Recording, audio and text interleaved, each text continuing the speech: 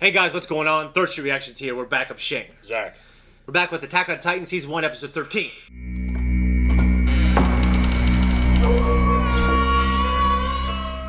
Also, guys, remember before we start that the reaction is on our Patreon for free for everyone. Just click on that link, you can watch it, and come back here for the discussion. Zach, do you remember what happened last time? Eren attacking Mikasa. He ends up passing out because she lands on his face trying to reason with him. He smacks himself in the face, knocks his ass out. Yep. He's laying there, he's not healing, he's not regenerating. It's like its tongue was hanging out and shit. So Armin shows up to see what the hell's going on because the one chick with the glasses fired the flare. The mission was falling apart, but the commander of the mission stood fast. He saw it was all falling apart. He saw the group was falling apart. And he saw the Mikasa So he made a decision, direct their energy towards fighting off the other Titans as opposed to leaving them to either cut and run. You think he made the good move? Yeah, because it was obvious that they were popping at the seams. You know, Mikasa wanted to stay there and protect Eren, and the other two wanted to get the fuck out of there, and it was falling apart. Yeah. So he made an executive decision. Yeah. And he said, no, this is our mission, this is what we're here to do, we're going to do it. And so he stuck to it. And Pixis, he chose to have faith that they would make the right decision, and he was right. Of course, it all works out, well, seemingly. Do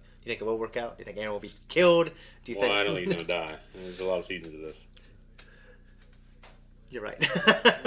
Anyway, so that's basically where we were. It was one of those first episodes where I realized what I remember of 2 and 3. I saw kind of the story unfolding like a fast pace where it happens later on. I don't want to say it was slow, but you know, I'm excited for what's to come. Just kind of like I mentioned with you with Samurai Jack and even kind of with Clone Wars, not to the same degree. I'm excited for what's to come. Everyone, we're going to jump in. Remember to look down below and find the link for the free reaction on our Patreon. Carry on. Oh, I fucking hate that goofy fucking piece of shit, dude.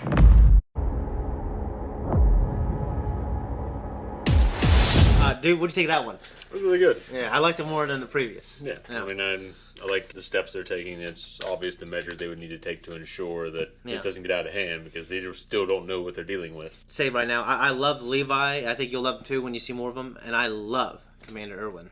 And I love his voice actor. His voice actor is great. He has a good performance in this. But he's in this other show that I reacted to called Steins Gate. That's what it's called. It's an anime, right? Yeah, I've seen it around, but I've never... I absolutely love it. And he plays the voice of the main character. And his voice, it's one of the best performances I've ever heard in my life for anime. I mean, obviously the greatest up there from Dragon Ball Z. You know, the resume of Chris Sabat. Yeah, his resume obviously is huge. You know, but I'm talking that particular performance was so good. Okay. And he's got a great one in this. But so I like them both. Like, would you trust? I mean, I feel like I could trust him based on what he did. Yeah, he got the job done. You had so much experience of these things doing what they do. How do you know that it's not just a bigger play if these other two have been wreaking havoc and busting down walls? Yeah, because what if like plan is for you to trust him? He helps you with this. They break the wall. He fixes it for you. Yeah. And then what happens then? And then and later on, after you trust him and everything, and he's at the Capitol. You know what I mean? Yeah. So there could be something a larger game at play. Yeah. The long game. I mean, that's absolutely what I would be thinking. I'll tell you that. Okay, but maybe you don't even know you're being used, kid. Maybe you don't know what's going on. Maybe you're being used, or maybe you can't control like you think you can. You know what I mean? Well, that's the whole idea, and that's what I wouldn't trust. What if they're puppets on strings? Intentions, but it's like, how do you know when you're in Titan form that you don't just go berserk? Like what happened with Mikasa. Like, you don't know if you can really control yourself, etc. Or what if there's? I mean, in my case, I guess the general rule would be to proceed with caution. One thing for me in this show that always holds fast is like Eren's hatred of the Titans and his motivation, and me empathizing with the fact that like if I just saw my mother fucking get eaten like that. Well, yeah, like your kid. And just like, I mean, just imagine how much you'd fucking hate these things. Well, like, what would you do, and how far would you go to wipe them out? You have to stick around in order to see it through. So yeah. You can't be reckless. Yeah. But you'd have to find a way, like, okay, this is how I'm going to do it, but your drive. Yeah, I certainly feel driven. So they are theorizing that the Colossal and the Armored are the same as Eren. Well, I mean, it makes sense. Yeah. Because now they have proof that there's some agency to his version of a Titan. Yeah. And these other two have obviously been systematically breaking down walls. Yeah. And not just wandering around. Because they were intelligent. So do you think, and does it matter, if all the Titans have little people on their neck? Oh, fuck no.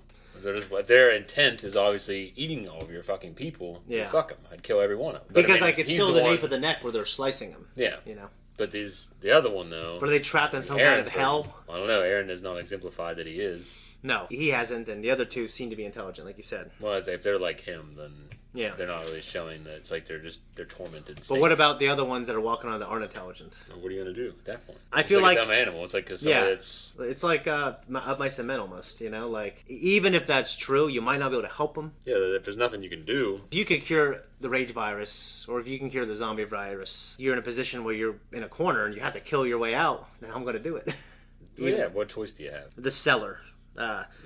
So, yeah, he's got the key for the cellar. It seems to be that there might be a secret in there. They think there might be a secret at the Titans, and it's just like a place that, like, I remember I'm reacting to it. I was, like, really eager to get there to see if, like, they had any actual answers. One thing that Levi said is Dad disappeared at the same time that your memory did.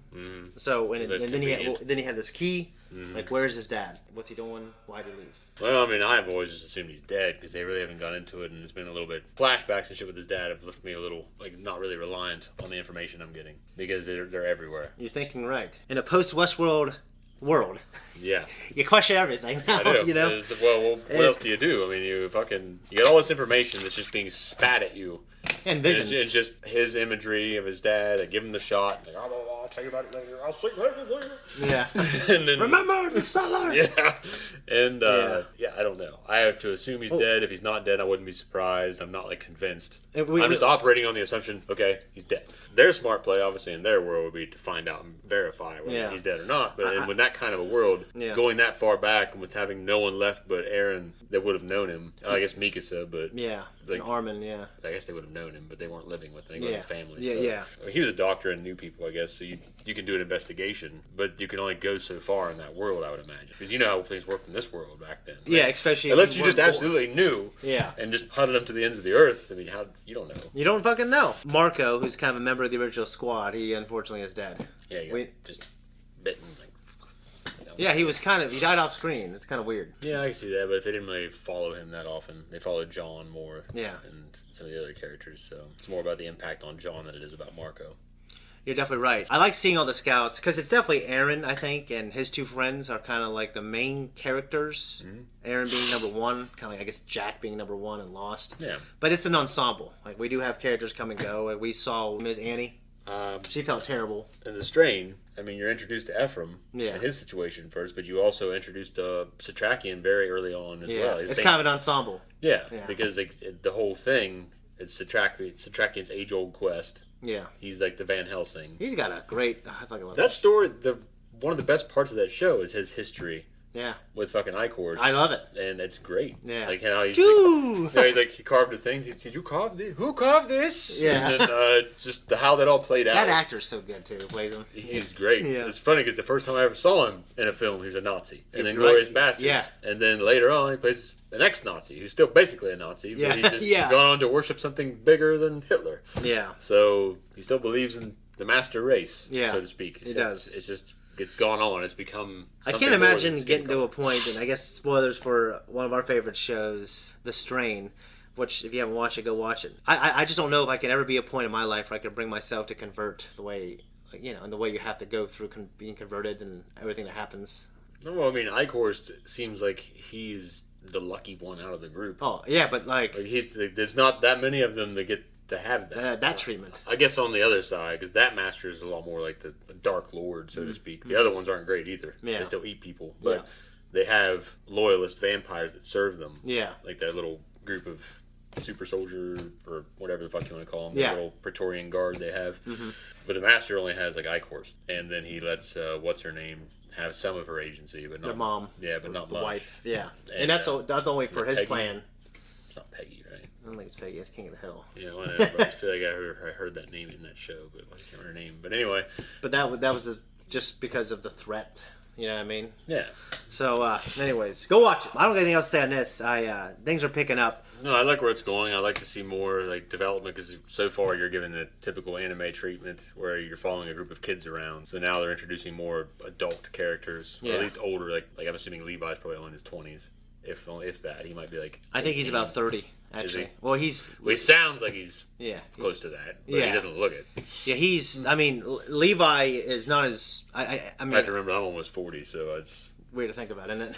It is. Okay, so you're going to be 36. Yeah. I mean, you're now Obi-Wan's age in Attack of the Clones. Yeah. Isn't that crazy? Yeah, it is. Doesn't he seem like the old wise guy? But in Revenge of the Sith, it's like he's even the older, wiser guy. He's only like 39 or 40. Mm-hmm. So it's just like, oh, no, it's just gonna be weird to think like, oh, I'm older than Anakin. I'm older than Obi-Wan was, and Phantom Menace, and you're approaching the age of Obi-Wan Attack of the Clones. Yeah.